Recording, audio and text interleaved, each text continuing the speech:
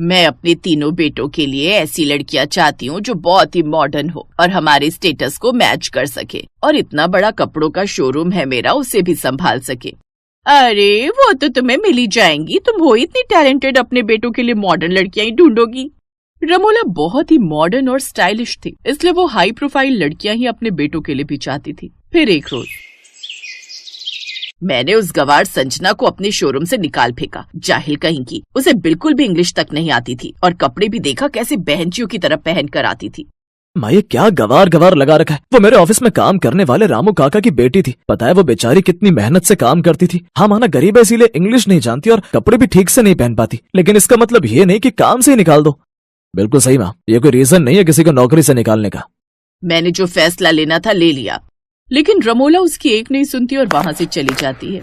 माँ का ये बर्ताव बहुत ही बुरा है, उन्हें ऐसा नहीं करना चाहिए। तुम्हें पता है कुछ दिन पहले मैं माँ को किटी पार्टी के लिए ड्रॉप करने गया था SM मॉल। जानते हो वहाँ पर माँ की सहेलियों ने कपड़ों के नाम पर रुमाल जितने कपड़े पहने थे। ना बाबा ना, मुझे तो ऐसी औरतें बिल्कुल पसंद नहीं जो मॉडर्न होने के नाम पर कपड़े पहनना ही भूल जाए।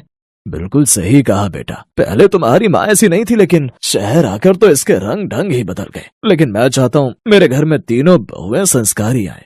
कुछ दिनों बाद रमोला अपने तीनों बेटों को कई अमीर घर की मॉडर्न लड़कियों से मिलवाती है, लेकिन उसके तीनों बेटों को तो बस संस्कारी लड़कियां ही चाहिए थी। इसलिए अपनी माँ को बिना बताए ही वो गांव की 3 बहनों से शादी कर लेते हैं। तुम तीनों ने शादी कर ली, वो भी बिना मुझे बताए? हाँ माँ, हम तीनों ने शादी कर ली है और अब आपसे आशीर्वाद लेने आए हैं। इन तीनों को देखकर ही लग रहा है कि इनका कोई क्लास नहीं है, ये कोई गांव की गवार है। मैं इन तीनों को कभी स्वीकार नहीं करूंगी। अब बच्चों ने शादी कर ही ली है तो इन्हें अपना ही लेते हैं। आखिर अब कर भी क्या सकते हैं। क्या नाम है बेटी तुम तीनों का? बाबूजी हमरा नाम सुनीता हैगा। है बाबूजी? और हमरा बबीता, हमरा गुजिया। ओह गॉड, इन तीनों के नाम भी कितने ओल्ड फैशन वाले हैं और जुबान खोलती हैं तो लगता है आदिवासी जंगल से आई हैं। रमोला गुस्से से अंदर चली जाती है। अब उनका ससुर मनोहर ही उन तीनों का गृह प्रवेश करवाता है। आओ बहू अंदर आओ, और अपनी सास की बातों का बुरा मत मानना, वो थोड़ी अलग है। कौनो बात नहीं बाबूजी, हमरे पति ने हमको पहले ही सब बता दिया था। वो तो हम तीनों को एक दूसरे से प्यार नहीं होता तो हम तीनों गवार बहनों की किस्मत कहाँ थी इतना बड़े घर की बहू बनने की। अगले दिन वो तीनों अपनी सास के लिए गर्मा गर्म चाय बनाकर उनके कमरे में लेकर जाती हैं। ई लो सासू माई, गर्मा गर्म चाय। मैं चाय नहीं पीती, और मैं क्या यहाँ कोई भी चाय नहीं पीता। बोलो भला, ई का बात हुई? चाय तो हमारे देश की जान है, और वो हिंदुस्तानी का जो चाय न पीवे। लेकिन मैं तो पीऊंगा। लाओ बहू, बहुत दिन हो गए चाय पिए हुए। हाँ, तुम भी पियो इन गवारों के हाथों की चाय। माँ जी, हम गवार नहीं है, हमको भी सिलाई का काम आता है। कपड़े बुनाई, सिलाई, कढ़ाई सब जानते हैं। और का, हम भी आपका खोखा यानी कि दुकान संभाल सकते हैं। यू गवार? उसे दुकान या खोखा नहीं बल्कि शोरूम कहते हैं। तभी तो मैं तुम तीनों को गवार कहती हूँ। वो शोरूम है जिसमें मेरे बुटीक के बने हुए कपड़े उसमें बनते हैं। गवार कहीं की, कुछ पता नहीं इन्हें। इसके बाद तीनों बहुएं अपने अपने काम पर लग जाती हैं। कुछ देर बाद तारा नहाने के लिए बाथरूम में जाती है। अरे बाप रे, इस बंद कमरे में तो हमसे नहाया नहीं जाएगा। हमको तो खुली नदी में नहाने की आदत है। ऐसा करते हैं, पहले आंगन में जाकर खुद पर पानी डालकर नहा लेते हैं, उसके बाद बाथरूम में कपड़े बदल लूंगी। तारा बाल्टी और मग्गा लेकर आंगन में नहाने बैठ जाती है। तभी उसकी सास वहाँ आती है। यू गवार, यहाँ क्या कर रही है? यहाँ आंगन में कौन नहाता है? चलो उठो, बाथरूम में जाओ। तुम तो हमारी बेइज्जती करवा के रहोगी। और नदी में नहाना है तो मेरे बाथरूम में जाओ, वहाँ बाथटब है, उसमें नहा लो।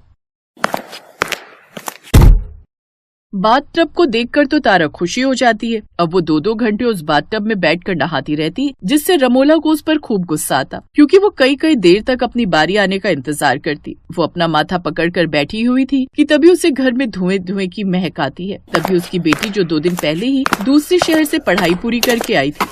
ओहो भाई, ये धुआं कैसा है? पता नहीं कहीं घर में आग तो नहीं लग गई, लेकिन फायर अलार्म तो बजा ही नहीं। चलो चलकर देखते हैं। वो बाहर आती है तो सुनीता सारे घर में उपलों का धुआं कर रही होती है। अब देखते हैं कैसे ही मच्छर हमको रात को काटत है। अब न बजेगा बांस, न बजेगी बांसुरी। अरे ये सब क्या है भाभी? अरे रात को हमको मच्छर बहुत काटते हैं, तो बस उन्हीं को दूर भगाने के लिए किया था। अरे तो उसके लिए मॉर्टिन या हिट होता है, ये सब नहीं। तुमको कुछ नहीं पता। हमरे गांव में तो हम झुमरी के गोबर के उपले बनाकर जला देते थे। पूरे गांव में एक भी मच्छर नहीं होता था। यहाँ तो पता है कितना दूर जाकर हमें एक गाय के उपला मिले। अब देखना, एक भी मच्छर नहीं आएगा। ये सुनकर तो उसकी ननद प्राची अपना माथा पकड़ लेती है। गुस्से में रमोला बड़बड़ाती हुई वहाँ से चली जाती है। ऐसे ही कुछ दिन बीत जाते हैं। एक रोज रमोला को काफी बड़ा ऑर्डर मिलता है, लेकिन उसके बर्ताव की वजह से सभी कर्मचारी हड़ताल पर चले जाते हैं। तब उसकी तीनों बहुएं दिन रात एक करके 200 डिजाइनर लहंगे तैयार कर लेती हैं, जिससे रमोला अपना ऑर्डर वक्त पर पूरा कर लेती है। अब उसे अपनी तीनों गवार बहुओं पर बड़ा नाज होता है। वो उन तीनों से अपने किए की माफी मांगती है और अब उनको अपना लेती है।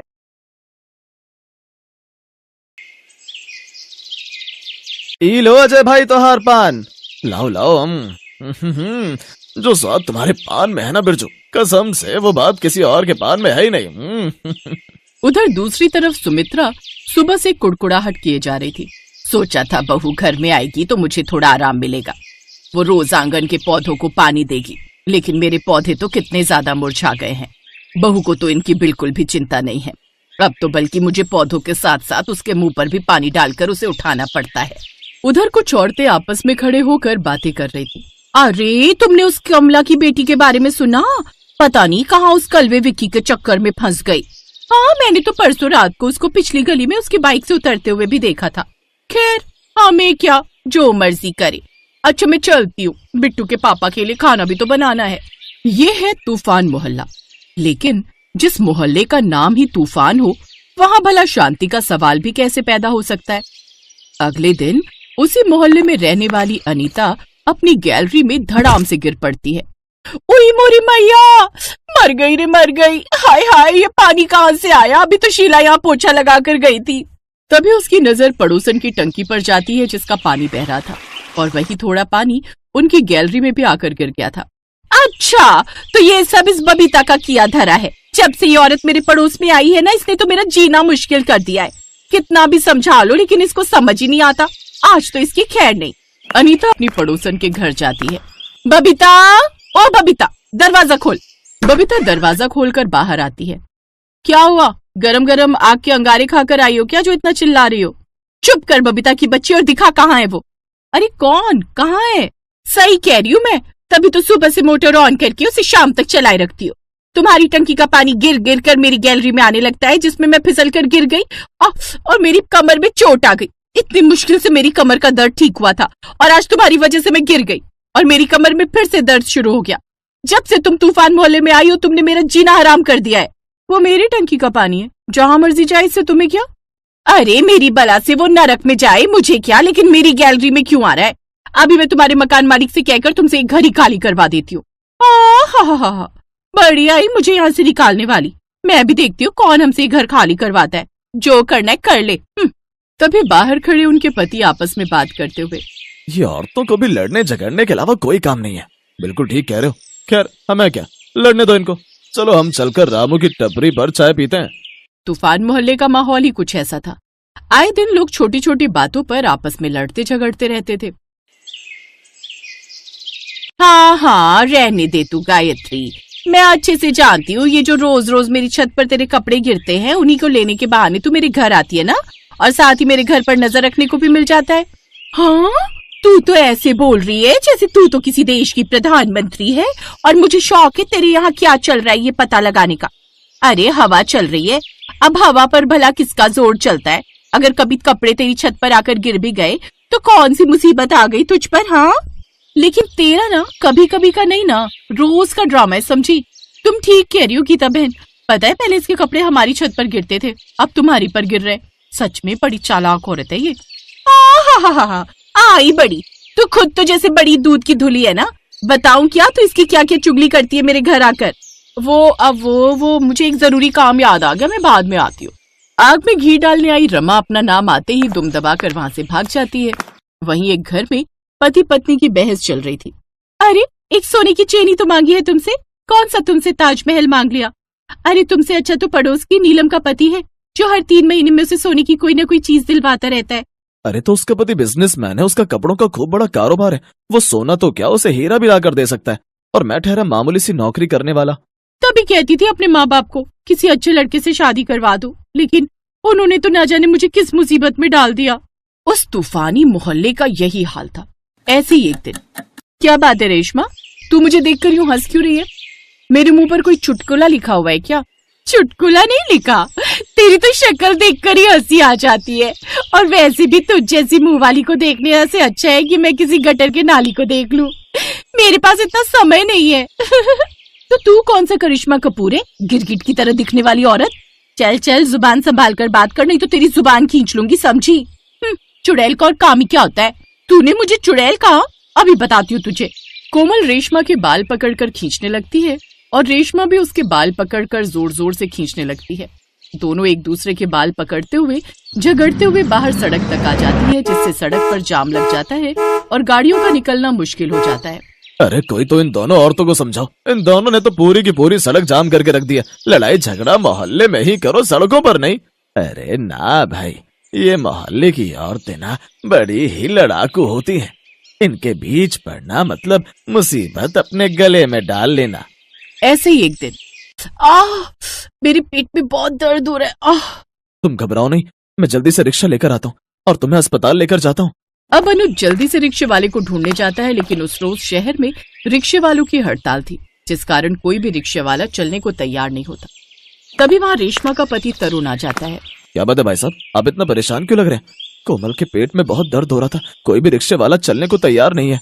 आप घबराइए मत, भाभी को बाहर ले आइए, मैं जल्दी से अपनी गाड़ी निकालता हूँ। अनुज कोमल को लेने चला जाता है। उधर रेशमा को जब ये बात पता चलती है तो वो भागती हुई कोमल के पास जाती है। इनकी हालत तो बहुत ज्यादा खराब है, लेकिन आप घबराइए मत, वो गाड़ी निकाल रहे हैं, जल्दी चलिए, चलिए जल्दी कीजिए।